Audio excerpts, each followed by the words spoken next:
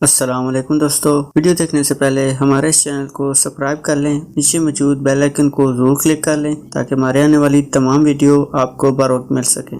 صلاح الدین کی بحیثیت وزیر اعظم انتخاب فاطمی خلیفہ آزد کی رائے بھی شامل تھی تو ان کی آزردگی زائل ہوگی۔ اگرچہ تمام امرائے نوریہ صلاح الدین کے حق میں تھے، لیکن ہر درم امیر عینت اللہ باروقی اپنی ہٹ درمی پر قائم تھا۔ وہ محض صلاح الدین سے ہی نالاں نہ تھا بلکہ بقایا امرائے نوریہ کی مخالفت پر بھی کمر بستہ تھا۔ لہذا اس نے احتجاجاً قاہرہ کو خیر آباد کہا اور دمشق کا رخ کیا۔ شام کے وقت صلاح الدین فاطمی خلیفہ کی خدمت میں سلام عرض کرنے کے لیے قصر خلافت گیا۔ تمام دمشقی امراء ایک جلوس کی شکل میں صلاح الدین کے ہمراہ تھے۔ صلاح الدین ان کے حصار میں قصر خلافت پہنچا۔ ان کو خوش آمدید کہنے کے لیے استاد جور، قاضی القضادہ جلیس بن عبد القوی اور دروغہ شاہی ملات سیڑھیوں کے نیچے موجود تھے۔ انہوں نے صلاح الدین کا والہانہ استقبال کیا اور اسے قصر خلافت میں خوش آمدید کہا۔ وہ صلاح الدین کو لے کر ایک جلوس کی شکل میں سیڑھیاں چڑھنے لگے۔ تمام امرائے نوریہ کو وہیں پر روک دیا گیا اور بعد انہیں مہمان خانے کی زینت بنا کر ان کی شاندار مہمان نوازی کی گئی۔ صلاح الدین نے خلیفہ کے تینوں معتمد مصاحبوں کی ہمراہی میں سیڑھیاں طے کرتے ہوئے قصر خلافت میں داخل ہوا۔ قصر خلافت کے دروازوں پر عظیم الجثہ حبشی ننگی تلواریں تھامے پہرا دے رہے تھے۔ انہوں نے صلاح الدین کو سلام پیش کیا۔ اس جلوس نے دروازوں سے گزر کر ایک وسیع و عریض صحن عبور کیا اور شاہی دیوان خاص تک رسائی حاصل کی۔ خادمین اور غلاموں کی ایک کثیر تعداد رنگ برنگی پوشاک پہنے کھڑی تھی۔ ان کی آمد پر خادمین نے بواز بلند ان کی حاضری کی اطلاع دی۔ یہاں پر قاضی القضادہ، استاد جور، دروغہ شاہی محلات اپنی اپنی تلواریں خادمین کے حوالے کرتے ہوئے اپنے آپ کو غیر مسلح کیا اور صلاح الدین کو غیر مسلح ہونے کا عندیہ دیا۔ صلاح الدین نے بھی اپنی تلوار سے دستبردار ہو کر غیر مسلح ہو گیا۔ اس کے بعد تینوں مصاحبین نے سجدہ کرنے کے حد تک جھک کر ادب پیش کیا۔ صلاح الدین نے اپنے اندر سے سر کو خفت سے جھکاتے ہوئے ادا پیش کیا۔ اس لمحے سونے چاندی کی تاروں سے مزید رنگ برنگے پردے ایک دم اٹھ گئے اور ان کے پیچھے خلیفہ کا دیدار ہوا۔ مسلسل علالت کے باعث فاطمی خلیفہ آزد انتہائی کمزور اور لاغر دکھائی دے رہا تھا۔ شاہی طبیب اس کی تخت کی ایک جانب دست بدست مودب کھڑا تھا۔ خلیفہ کی علالت کی وجہ اس کی حد سے بڑی ہوئی اعتدالی تھی۔ عیش پرستی کی انتہا نے اس کی صحت کو اس حد تک متاثر کیا وہ برباد ہو کر رہ گئی۔ اس کے نظام ہضم کی یہ کیفیت تھی، وہ زور ہضم سے زور ہضم کھانا بھی ہضم کرنے سے قاصر تھا۔ اگرچہ خلیفہ اچھے نکوش کا حامل تھا، لیکن اس کے سفید رنگ میں سرخی کے بجائے زردی گلی ہوئی تھی اور یہ اس کی ناساز طبیعت علالت کا کرشمہ تھا۔ صلاح الدین کو خلیفہ کی تشویشناک حد تک ابتر حالت دیکھ کر بے حد دکھ ہوا، لیکن یہ سب خلیفہ کے اپنے ہی کارناموں کا نتیجہ تھا۔ خلیفہ کے دونوں معتمد مصاحبوں نے قاضی القضادہ، استاد جور، جو خلیفہ کے رازداں بھی تھے، انہوں نے خلیفہ کی بے اعتدالیوں اور بدعمالیوں کی داستان صلاح الدین کو پہلی سنا دی۔ خلیفہ کے چہرے پر مسکراہٹ کی ایک ننھی سی کرن جگمگائی اور اس نے اپنا پورا زور صرف کرتے ہوئے کہا، صلاح الدین نے عرض کیا، فرمائیے خلیفہ معظم، میں ہمتن گوش ہوں۔ خلیفہ بڑی مشکل سے محض اتنے الفاظ ادا کر سکا، ہم تم پر بے حد خوش ہیں۔ ایسا دکھائی دیتا تھا جیسے خلیفہ کی قوت گویائی اس کا ساتھ نہ دے رہی ہو اور الفاظ کی ادائیگی ان کے لیے ایک مسئلہ بنی ہوئی تھی۔ حالات کو بھانپتے ہوئے صلاح الدین بھی اپنی گفتگو کے اثار سے کام لے رہا تھا تاکہ خلیفہ کو بھی کم سے کم بولنا پڑے۔ محترم خلیفہ کا شکریہ۔ خلیفہ اس قدر مدھم آواز میں گویا ہوا، صلاح الدین بمشکل سماعت کر سکا۔ ہم نے تمہیں اس لیے مصر کا وزیر اعظم چنا ہے۔ ہم ملکی اور ذاتی خلیفہ سے یکدم سلسلہ کلام موقوف کر دیا اور دروغہ شاہی محلات کو مخاطب کیا۔ کیا ہم اپنے وزیر اعظم کو بھی تخلیہ مخاطب کر سکتے ہیں؟ دروغہ شاہی محلات فی الفور دو زانو ہو گیا۔ وہ عرض کیا، امیر المومنین، ہم ناچیز تو حضور وزیر اعظم کی رہنمائی کا فریضہ سر انجام دیتے ہوئے یہاں تک آئے ہیں، گستاخی معافی کے خواستگار ہیں، ہم واپس چلے جاتے ہیں۔ لہذا قاضی القضادہ جلیس بن عبد القوی، استاد جور اور دروغہ محلات تنظیمیں پیش کرتے ہوئے واپسی کے لیے پلٹے ہی تھے۔ صلاح الدین کی پاٹدار آواز ان کے بڑھتے ہوئے قدم روک لیے۔ صلاح الدین کے آواز پر وہ تینوں یکدم اپنے قدم روک کر کھڑے ہو گئے۔ غور سے سنو دروغہ شاہی محلات۔ دروغہ محلات نے سر جھکا کر کہا، غلام ہمتن گوش ہے، لہذا محترم آپ حکم فرمائیں۔ دروغہ محلات کا پورا جسم لرز رہا تھا۔ صلاح الدین نے باروب آواز میں گویا ہوا، کسرِ خلافت میں محض خلیفہ معظم کے حکم کی تعمیل ہوتی ہے۔ تمہارے لیے یہ حکم ہے جب تک خلیفہ معظم محو گفتگو ہوتے ہیں، ان کے اطراف میں کم از کم 100 گز تک بالکل تخلیہ ہونا چاہیے۔ دروگا محلات نے سر جھکاتے ہوئے عرض کیا، اعظم محترم کے حکم کی حرف بحرف تعمیل ہوگی۔ اب جسم کے ساتھ ان کی زبان بھی لرزنے لگی تھی۔ دروگا محلات نے باہر آ کر تخلیہ کی اس قدر سختی کی کہ چڑیا بھی پر مارنے کی گنجائش نہ رہی۔ خلیفہ کی نگاہوں نے اظہار تشکر جھلکنے لگا۔ صلاح الدین، ہم تمہارے شکر گزار ہیں، تم نے بہت اچھا اقدام کیا، اب یہ اپنی اوقات میں رہیں گے۔ صلاح الدین نے بردباری کے ساتھ گویا ہوا، خلیفہ حضور، ہر شخص کو اس کی اوقات میں رہنا چاہیے، ان کی جائز ضروریات کی تکمیل کرنی چاہیے۔ اگر ان کے ساتھ ذرا بھی نرمی برتی جائے تو یہ آپے سے باہر ہو جائیں گے اور خود ہم پر اپنا حکم چلانے لگیں گے۔ خلیفہ نے تائید کرتے ہوئے کہا، ہاں تو صلاح الدین، ہم بات کر رہے تھے، اب تم مصر کے وزیر اعظم ہو، ہم تمہیں مصر کے ملکی اور ذاتی معاملات کا مکمل اختیار سونپتے ہیں، تم جیسا چاہو ان اختیارات کو بروئے کار لاؤ۔ کیا تم نے ہمارا مطلب سمجھ لیا ہے؟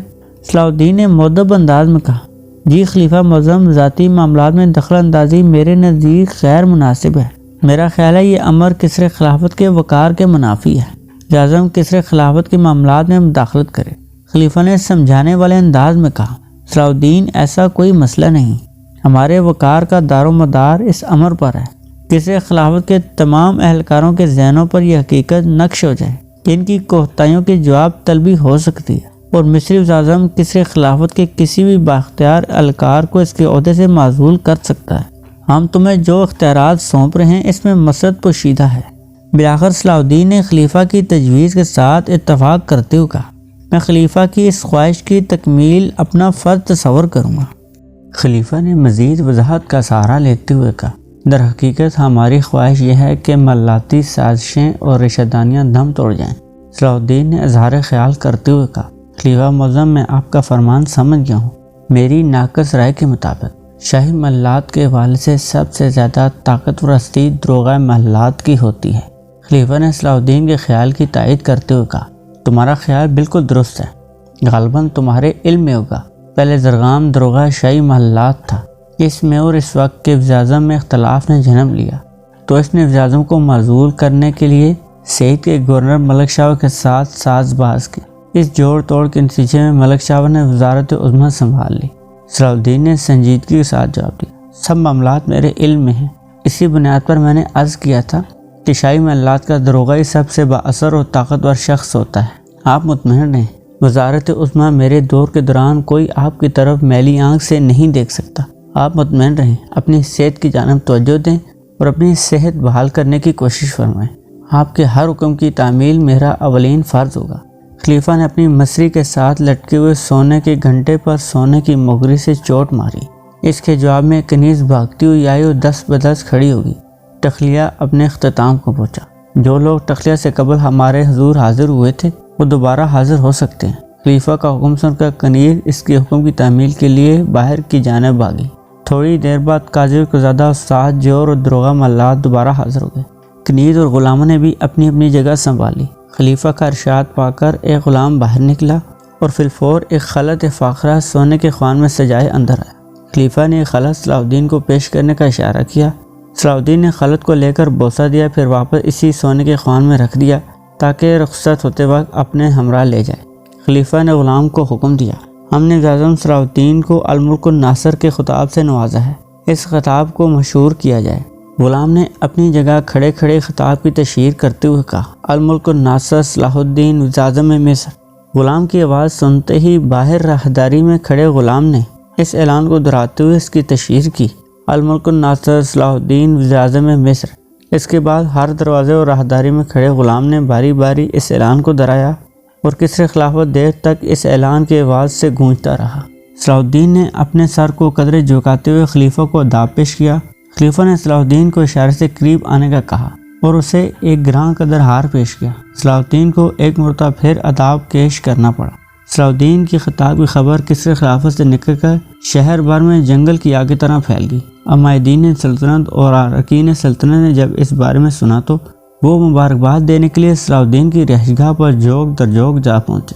وہاں سے ان کے علم میں بات آئی صلاح الدین تو ابھی کسر خلافت میں ہی ہے، تو یہ لوگ جلوس کی صورت میں کسر خلافت جا پہنچے۔ صلاح الدین خلیفہ سے اجازت لے کر جب باہر نکلا تو وہاں لوگوں کا ایک ہجوم اس کا منتظر تھا۔ دروغہ محلات جو کسی سے سیدھے منہ بات نہ کرتا تھا، اس وقت صلاح الدین کے پیچھے پھر کر اپنی پھرتیاں دکھا رہا تھا۔ قاضی القضادہ استاد جوہر بھی صلاح الدین کے ہمراہ تھے۔ ہر سو مبارکباد کے نعرے بلند ہو رہے تھے اور لوگ صلاح الدین کے ہاتھ کا بوسہ لینے کے لیے ایک دوسرے کے ساتھ دھکم پیل کر رہے تھے۔ اس جمع غفیر کو سنبھالنے کے حوصلے سے کسر خلافت کے معاوضوں کو دقت کا سامنا تھا۔ صلاح الدین نے ہاتھ ہلا کر لوگوں کے نعرے کا جواب دیا۔ لوگوں کے ہجوم نے کس قدر خاموشی اختیار کی تو صلاح الدین نے قیدیوں کے حوالے سے اعلان کیا، تمام قیدی کو رہا کر دیا جائے اور قید خانے کے دروازے کھول دیے جائیں۔ محض ملک شاور کے عزیز و اقارب اور ساتھی ہی قید خانے میں بند رہیں گے۔ ان کے علاوہ دیگر تمام قیدی خواہ ان کی سزائے موت پانے والے قیدی کیوں نہ شامل ہوں، انہیں رہا کر دیا جائے۔ اس اعلان کے بعد کسی قید خانے میں کوئی قیدی بند نہ رہا۔ یہ اعلان سن کر لوگوں کی خوشی کا کوئی ٹھکانہ نہ رہا۔ وہ دیوانہ وار ناچنے لگے اور اس قدر نعرے بلند کیے کہ ان کے خلق خشک ہو گئے۔ ہجوم نے نعرے بلند کیے وہ صلاح الدین کے جلوس کی صورت میں دارالوزارت تک پہنچائیں گے، لیکن صلاح الدین نے ان کی خواہش کو رد کر دیا۔ لیکن عوام کے پرزور اصرار پر اسے ان کی خواہش کے آگے ہتھیار ڈالنے ہی پڑے۔ صلاح الدین کے معاوضے نے اسے اپنے حصار میں لے لیا۔ وہ جلوس نعرے بلند کرتا ہوا دارالوزارت کے جانب گامزن ہوا۔ جلوس کا نظارہ کرنے کے لیے سارا قاہرہ گھروں سے باہر نکل آیا۔ امراء نوریہ کے علم میں جب حقیقت آئی وزیر اعظم صلاح الدین کا جلوس دارالوزارت کی جانب گامزن ہے تو انہوں نے بھی دارالوزارت کا رخ کیا۔ وزیر اعظم صلاح الدین کے شایان شان طریقے سے خوش آمدید کہنے کا اہتمام دارالوزارت کے صدر دروازے پر کیا گیا تھا۔ امراء نوریہ کے ساتھ ساتھ معززین شہر اراکین سلطنت بھی صلاح الدین کو خوش آمدید کہنے کے لیے موجود تھے۔ صلاح الدین کے انتخاب کو مصری عوام اور خواص کے علاوہ خلیفہ نے بھی شرف قبولیت بخشا تھا۔ امراء نوریہ ہنوز دارالوزارت میں ہی مقیم تھے، لیکن صلاح الدین کے وزیر اعظم منتخب ہونے کے بعد وہ دارالوزارت سے رخصت ہو گئے تھے۔ انہیں رہائش کے لیے شاندار حویلیاں اور محلات عطا کیے گئے تھے۔ گرچہ اہل مصر اور دمشقی امراء بظاہر تو صلاح الدین کی نامزدگی پر خوش دکھائی دیتے تھے، لیکن بعض امراء نوریہ اندرون خانہ اس تقرری کے خلاف تھے۔ اس طرح بعض مصری امراء اور سردار بھی اندرون خانہ صلاح الدین کو ناپسند کرتے تھے، کیونکہ وہ پہلے کی طرح بے لگام ہو کر اپنی منمانی کرنے کے خواہاں تھے۔ لیکن صلاح الدین سیاسی اور عسکری امور پر بے حد سختی روا رکھتا تھا۔ صلاح الدین نے قیدیوں کے لیے عام معافی کا اعلان تو کر دیا تھا اور ملک شاور کے رشتہ داروں ساتھیوں کے ساتھ کسی رعایت کا اعلان نہ کیا تھا۔ ملک شاور کے رشتہ داروں میں محض اس کے 2 بیٹے کامل اور طے تھے، جب اس کی دوسری اہلیہ دونوں بچوں کو پہلی حفاظت میں لے لیا گیا تھا اور انہیں پناہ میسر آ چکی تھی۔ اس کے علاوہ ملک شاور کا کوئی قریبی یا دور پرے کا رشتہ دار منظر عام پر نہیں آیا تھا، یا پھر وہ اعلان سن کر روپوش ہو چکے تھے۔ لیکن کوتوال شہر نے اپنے نمبر بنانے کے لیے اور اپنی کارکردگی دکھانے کے لیے اور نئے وزیر اعظم کو خوش کرنے کا لیے ان کا منظور نظر بننے کے لیے ملک شاور کے سب دوستوں کو گرفتار کر کے جیل میں بند کر دیا۔ انہوں نے بڑا واویلا کیا، لیکن کوئی سنوائی نہ ہوئی۔ کوتوال شہر کی اس کارروائی کی لپیٹ میں کئی معزز اور شریف شہری بھی آ گئے اور انہیں بھی جیل کی ہوا کھانی پڑی۔ وزارت عظمیٰ کا عہدہ سنبھالنے کے بعد صلاح الدین نے پہلا کام یہ کیا، سلطان دمشق نور الدین زنگی کی خدمت میں ایک تحریر روانہ کی، جس میں مصر کے تمام حالات کا تفصیل کے ساتھ ذکر کیا گیا تھا۔ اس نے اپنی اس تحریر کو دمشق پہنچانے کے لیے ایک ایسے سردار کو چنا جو تمام تر حالات و واقعات کا چشمدید گواہ تھا۔ صلاح الدین نے اپنے پیغمبر کو بتایا کہ دربار دمشق میں اس کے ایک مخالفت بھی موجود ہے۔ اس کا اشارہ عین الدولہ باروکی کی جانب تھا، جو صلاح الدین کے وزیر اعظم منتخب ہونے پر ناراض ہو کر واپس دمشق جا پہنچا تھا۔ امیر باروکی حسد کی آگ میں جل کر خاستر ہو رہا تھا۔ وہ حسد کی آگ میں اس کر اندھا ہو چکا کہ اس نے اس آگ میں اپنا وہ وعدہ بھی جلا کے راکھ کر دیا جو اس نے شرکوں کے ساتھ کیا تھا۔ شرکوں نے جب عیسائیوں کو عبرتناک شکست سے دوچار کر کے مصر سے دیش نکالا دیا تھا تو اس نے امراء نوریہ سے قرآن پاک پر ہاتھ رکھ کر عہد لیا تھا کہ وہ مصر کے حالات درست ہونے تک واپس دمشق نہیں جائیں گے۔ وہ دمشق میں رہتے ہوئے اس کے ساتھ تعاون جاری رکھیں گے۔ اگرچہ کچھ امراء صلاح الدین کی مخالفت پر کمر بستہ تھے، لیکن فقیہ اصلاح کاری کی کوششوں نے انہیں اپنی مخالفت ترک کر دی اور دل و جان سے صلاح الدین کے حمایتی بن گئے تھے۔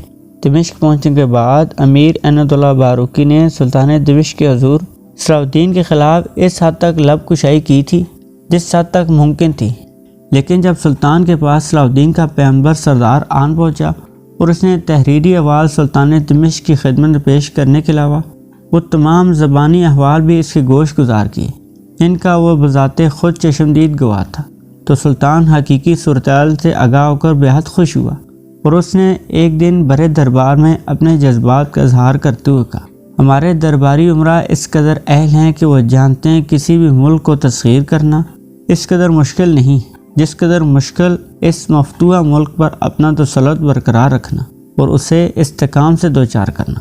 مصر پر ہم نے پہلے بھی 2 مرتبہ لشکر کشی کی، لیکن حالات نے وہاں پر اپنا تسلط جمانے اور برقرار رکھنے کی اجازت فراہم نہ کی، لیکن تیسری مرتبہ لشکر کشی کارگر ثابت ہوئی۔ یہ فتوحات مرحوم اسدالدین شیرکو کی مرہون منت ہیں۔ شیرکو نے عیسائی لشکر کو ایسی عبرتناک شکست دی کہ وہ مصر سے رائے فرار اختیار کرنے پر مجبور ہو گیا۔ اس کے بعد اس نے مصر کی غدار وزیراعظم کا قصہ بھی پاک کر دیا اور مصر کی وزارت عظمیٰ سنبھال لی۔ شیرکو کے انتقال کے بعد اگرچہ دمشقی لشکر غیر یقینی کی صورتحال کا شکار ہو کر کسی مشکل میں گرفتار ہو سکتا تھا، لیکن ہمارے تربیت یافتہ صلاح الدین بن نجم الدین ایوب نے مصر کے حالات پر اس طور اپنی گرفت مضبوط کی کہ اہل مصر اس کی مخالفت پر کمر بستہ ہونے کے بجائے اس کی اور دمشقی لشکر کی حمایت پر کمر بستہ ہو گئے۔ اب وہ صلاح الدین اور دمشقی لشکر کے گن گاتے ہیں۔ ہمارے علم ہے ہمارے بعض تجربہ کار اور معمر عمرہ ایک کم عمر نہ تجربہ کار امیر کے مصر کے وزیراعظم بن جانے پر اس قدر نالان تھے، کیونکہ وہ تجربے عمر کے حوالے سے صلاح الدین سے کہیں بڑھ کر تھے۔ لیکن ہم نے صلاح الدین کی تربیت جن خطوط پر کی تھی وہ اس کی کسی اہم کارنامے کی سرانجام دہی کے لیے للکار رہی تھی، اور اس نے ہمیں یہی کارنامہ پیش کیا کہ مصر کے وزیراعظم کے عہدے پر نہ صرف فائز ہوا بلکہ ایک قلیل مدت کے اندر مصر کی تمام قوتوں کو سر اٹھانے کے قابل نہ چھوڑا۔ امیر عنایت اللہ باروقی کے ارمانوں پر اب اوس پڑ چکی تھی، اس کی خوش فہمی رفو چکر ہو چکی۔ وہ یہ تصور لے کر دمشق آیا تھا سلطان کے کان بھرے گا اور صلاح الدین کو مصر کی وزارت عظمیٰ سے معزول کروا کے ہی دم لے گا، لیکن یہاں تو کایا ہی پلٹ گئی تھی۔ سلطان کے مختصر خطاب نے یہ واضح کر دیا، صلاح الدین سلطان کا منظور نظر ہے، سلطان اس کے کارناموں پر نازاں ہے، سلطان کی نظر میں اس کی جو توقیر ہے وہ کسی اور امیر کو نصیب نہیں ہے۔ صلاح الدین نے اپنی تحریر کے آخر میں سلطان سے بڑی عاجزی اور انکساری کے ساتھ درخواست کی تھی، اسے سلطان کی مزید ہدایات اور رہنمائی کی ضرورت ہے اور اس کی مزید رہنمائی فرما کر اس پر احسان عظیم کیا جائے۔ سلطان نے صلاح الدین کی تحریر کے جواب میں ایک مہربانہ جواب تحریر کروایا۔ شاہی تحریر کے مندرجات کچھ یوں تھے: از طرف نور الدین زنگی سلطان دمشق بنام صلاح الدین امیر و سپہ سالار مقیم دیار مصر، تمہاری تحریر اور پیغمبر کی زبانی حالات سے آگاہی ہوئی اور یہی معلومات تم درست راہ پر گامزن ہو۔ تم نے ہم سے ہدایت طلب کی ہیں، اس سلسلے میں تمہیں باور کروایا جاتا ہے۔ ہم نے امیر اسدالدین شیرکو مرحوم کو مصر کے حوالے سے فیصلہ کرنے کے مکمل اختیارات سے نوازا تھا، لہذا تمہیں بھی وہی اختیارات سونپے جاتے ہیں۔ تم اپنے معاملات کی سرانجام دہی میں مکمل طور پر آزاد اور خود مختار ہو۔ اس بات کا خیال رکھا جائے عوام کے دلوں پر راج کرنے کے لیے ضروری ہے کہ جہاں پر سختی درکار ہو وہاں پر سختی سے کام لو، جہاں نرمی کی ضرورت ہو وہاں نرمی اور درگزر سے کام لو۔ صلاح الدین نے اس خط کو بآواز بلند پڑھ کر سب حاضرین کو سنایا۔ سلطان کے اس خط کو سماعت کرنے کے بعد ان امراء و سرداروں کے دلوں میں بھی صلاح الدین کی طرف سے صاف ہو گئے، جن کے دل میں میل تھی۔ قیدیوں کے لیے عام معافی کا اعلان کیے بعد ان کے گھروں میں جشن کا سما تھا۔ جن گھرانوں کے لوگ قید خانوں میں بند تھے اور اس اعلان سے مستفید ہوئے تھے، ان گھرانوں میں تو خوشیاں منائی جا رہی تھیں، لیکن قاہرہ کے کوتوال نے اس اعلان کا ناجائز فائدہ اٹھاتے ہوئے ملک شاور کے تمام دوستوں اور ملنے جلنے والوں کو گرفتار کر کے قید خانے میں بند کر دیا، اور محض اسی پر اتفاق نہ کیا بلکہ اسے جن جن لوگوں سے دشمنی تھی ان کو بھی پکڑ کر قید میں ڈال دیا۔ ایسے لوگوں میں خاص و عام دونوں طرح کے لوگ شامل تھے، لہذا قاہرہ میں بے چینی کی لہر دوڑ گئی۔ ان لوگوں میں جو خواص شامل تھے ان کی بیگمات نے سیاہ ماتمی لباس زیب تن کیے دہائی دینے کے لیے قصر خلافت کا رخ کیا، لیکن انہیں محل کے صدر دروازے پر ہی روک دیا گیا اور اندر جانے کی اجازت فراہم نہ کی گئی۔ اس کی وجہ یہ تھی وہ صلاح الدین کے خلاف مظاہرہ کر رہی تھی اور قصر خلافت کا کوئی بھی اہلکار صلاح الدین کی مخالفت مول لینے کی جسارت نہیں کر سکتا۔ محکمات نے بے حد دہائی دی، لیکن شاہی محلات کے داروغہ نے پہرےداروں کو سختی کے ساتھ حکم دیا تھا کہ خبردار ایک بھی عورت محل میں داخل نہ ہو سکے ورنہ سب پہریداروں کو برطرف کر دیا جائے گا۔ دوستو آج کے لیے اتنا ہی۔ اگر ویڈیو پسند آئے کمنٹ سیکشن میں اپنی رائے کا اظہار ضرور کیجیے گا۔ اس سیریز کی ایک نئی ویڈیو کے ساتھ بہت جلد آپ کی خدمت میں حاضر ہوں گے۔ تب تک کے لیے اللہ حافظ۔